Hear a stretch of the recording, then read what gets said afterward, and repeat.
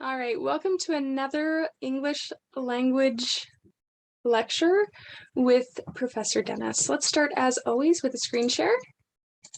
And we'll get it up nice and big for you. This time we're going to cover how truly unique English is. So English is one of the richest and most unique languages on the planet. It allows writers more freedom due to the diversity and richness of the vocabulary. Scholars estimate that there are over 1,022,000 words in the English language. Compare this to the estimated 150,000 words in a Spanish dictionary. So where does all of this rich word choice come from? The answer is just about every single language on Earth has loaned to the English language.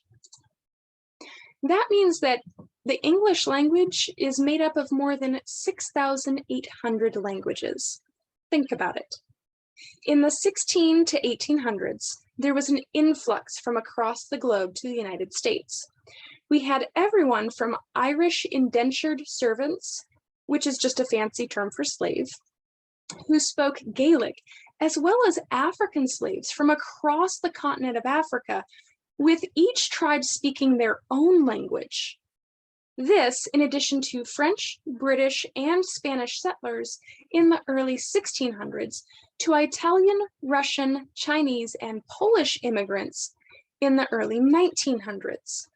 All of these different cultures not only created a melting pot of culture unique to the area they settled in, but it also created a melting pot of language as the different groups tried to find a way to communicate with one another.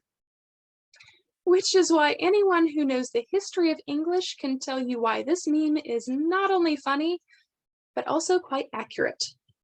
It's why English is so complex and so complicated.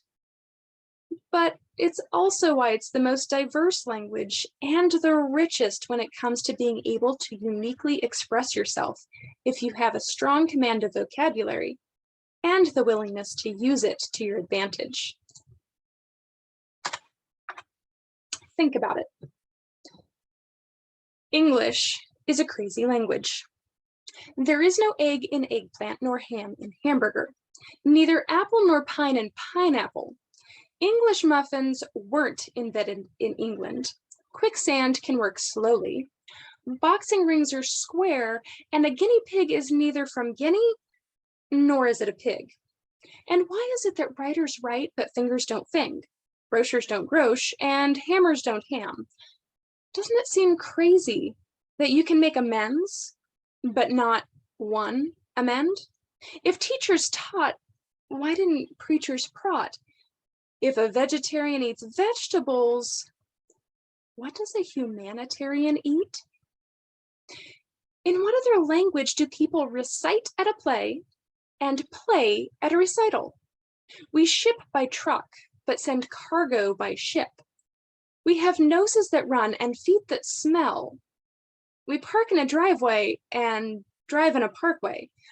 And how can a slim chance and a fat chance be the same, while a wise man and a wise guy are opposites? You have to marvel at the unique lunacy of a language in which your house can burn up as it burns down, in which you fill in a form by filling it out, and in which an alarm goes off by going on. And in closing, if father is pop, how come mother's not mop? With that in mind, why wouldn't you want to be able to use a language this diverse to your advantage? If you have a strong enough vocabulary, you can quite literally talk circles around someone on your topic of expertise. How many times has someone talked circles around you just to get you to concede to their ideas? How did that make you feel?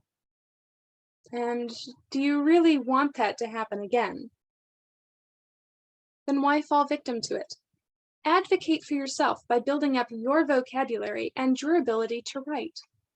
Be the one who guides others in your field because you are just that awesome and have that many ideas and the vocabulary and ability to express them.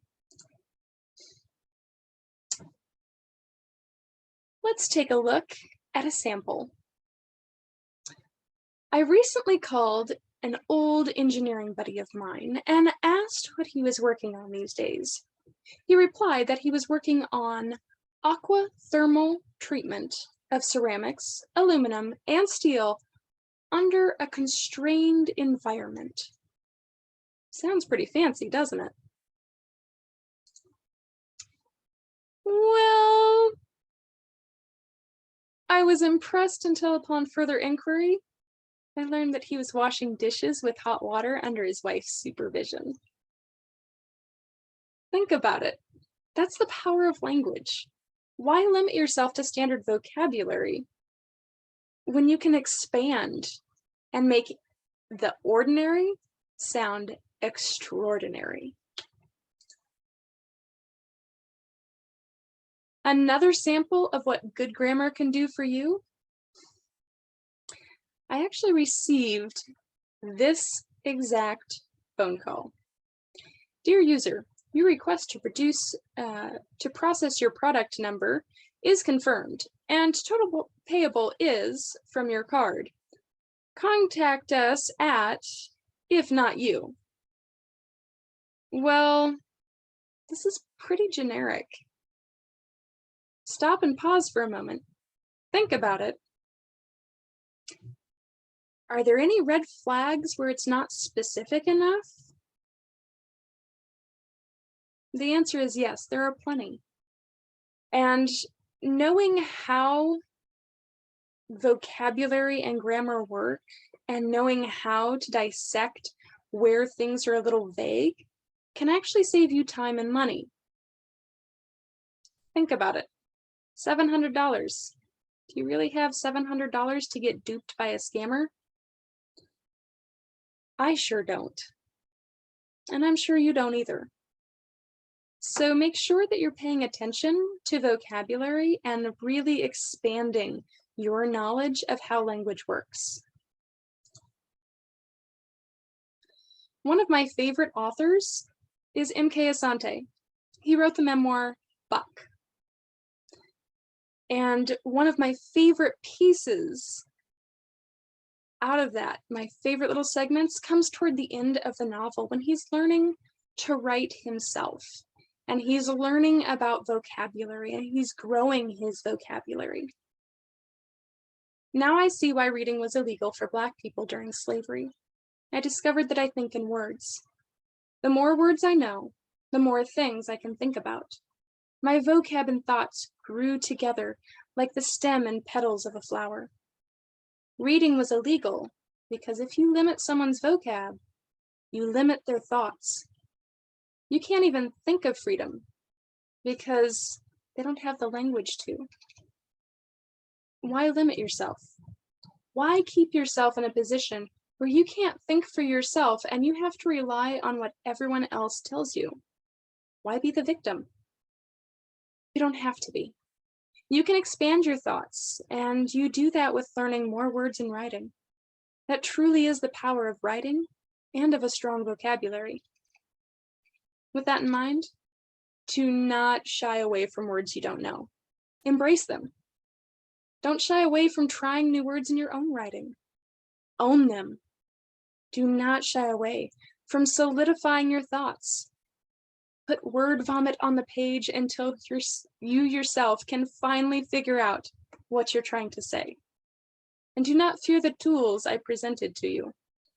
Play around with them and turn them into your own weapons of mass creation.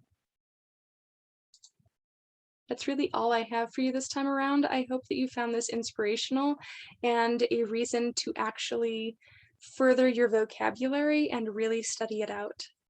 The English language is fascinating, and the better command you have of it, the better able you are to think and to write and to express yourself in all modalities, not just in an academic paper.